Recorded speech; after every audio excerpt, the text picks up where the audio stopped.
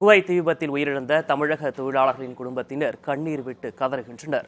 தங்களின் பிள்ளைகளை இழந்துவிட்ட குடும்பத்தினர் சொல்லனா துயரத்தில் ஆழ்ந்திருக்கின்றனர்.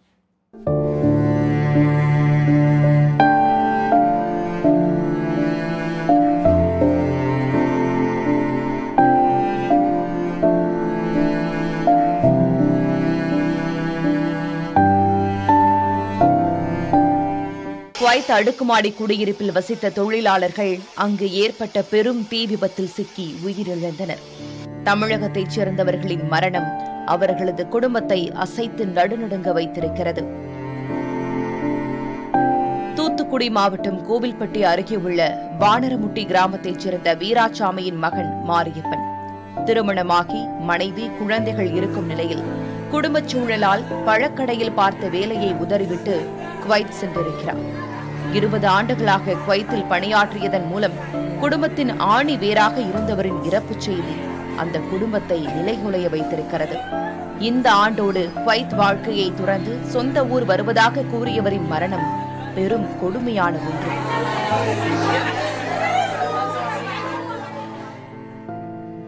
விழுப்புரம் மாவட்டம் செஞ்சி கிருஷ்ணாபுரத்தைச் சேர்ந்த முகமது ஷரீப் குவைத் நாட்டிற்கு போர்மேனாக கடந்த 14 ஆண்டுகளாக பணியாற்றியவர். தீ விபத்து ஏற்பட்ட குடியிருப்பில் வசித்த அவர் அதில் சிக்கி பரிதாபமாக உயிரிழந்திருக்கிறார். தந்தை, மனைவி, 2 பெண் குழந்தைகளுடன் முகமது ஷரீஃபின் குடும்பத்தினர் அவருக்காக ஏங்கி தவிக்கின்றனர். சொந்த ஊர் வந்துவிட்டு 2 வாரங்களுக்கு முன்பு குவைத் சென்றவர் மரணித்திருக்கிறார். இழப்பீடு தராமல் அரசு வேலை தர வேண்டும் என்கிறது அவரது குடும்பம். நான் செவ்வாய்க்கிழமை மதியம் 2 மணிக்கு பேசினேன். அதுக்கப்புறம் நான் பேசல. மறுநாள் ஃபோன் பண்ணால் கூட எடுக்க மாட்டேங்கிறாரு. நேற்றுலேருந்து தான் தெரிஞ்சுதாங்க ஃபயர் ஆக்சிடென்ட்டுன்னு. சாயந்தரம் வரைக்கும் ஒன்றுமே தெரியல. அதனால எனக்கு ஏதாவது கொஞ்சம் உதவி பண்ணுங்க. எனக்கு நஷ்டம் எதுவுமே வேணாம். எனக்கு மாதம் அதுக்கு வேலையாச்சும் கொடுங்க. எனக்கு வேலை தான் வேணும். எனக்கு காசு பணம் எதுவுமே வேணாம். அடுத்த வாரம் ஊருக்கு வந்து விடுவேன் என கூறிய சின்னதுரை என்பவர் அடுத்த 12 மணி நேரத்தில் மரணித்து விட்டார் என்ற தகவல் கடலூர் மாவட்டம் காட்டுமன்னார் கோவில் அருகே முட்டத்தில் உள்ள குடும்பத்தாரை அதிர்ச்சியில் உறைய வைத்திருக்கிறது.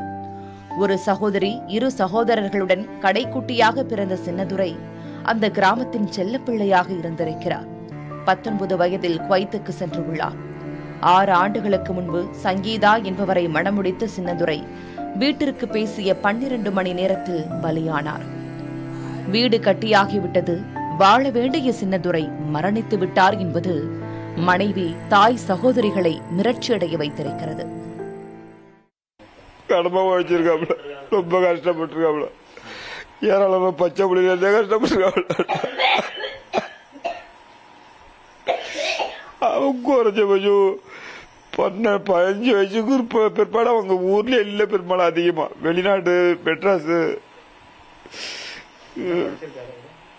படிச்சு கேட்டரிங் படிச்சிருக்காங்களா. சென்னை ராயபுரம் கார்ப்பரேஷன் காலனியைச் சேர்ந்த 48 வயது சிவசங்கரனும் குவைத் தீ விபத்தில் சிக்கி இறந்திருக்கிறார். மனைவி பிகாம் முடித்துவிட்டு வேலை தேடும் மகள், தனியார் பள்ளியில் 12ஆம் வகுப்பு படிக்கும் மகன் என அளவான குடும்பம். அந்த குடும்பத்துக்காக குவைத் சென்ற சிவசங்கரன் அடுக்குமாடி குடியிருப்பில் தீ விபத்தில் சிக்கி உயிரிழந்திருக்கிறார். பேஸ் ஃபுல்லா அந்த புகை பட்டு கருப்பா இருக்கு அண்ட் அதில் ஐடென்டிஃபை பண்ண முடியல அப்படின்னு சொல்லிட்டு சொன்னாங்க. ஸோ மேபி அது அப்பாவா இருக்க மாட்டாரு அப்படின்னு சொல்லிட்டு ஒரு சான்சஸும் இருக்கு. எங்களுக்கு அட்லீஸ்ட் அவரோட போட்டோவாச்சும் கொஞ்சம் காட்டுங்க. அதை வச்சு நாங்கள் அது அப்பா தான் அப்படின்னு சொல்லிட்டு நாங்கள் டிசைட் பண்ணிக்கிறோம். அது அவரா அவர் இல்லையா அப்படின்றது. குடும்பத்தின் ஆதாரமாக இருந்தவர்களை இழந்து தவிக்கும் உறவுகளின் அழுகைக்கு அவர்களே ஆறுதலின்றி வேறில்லை.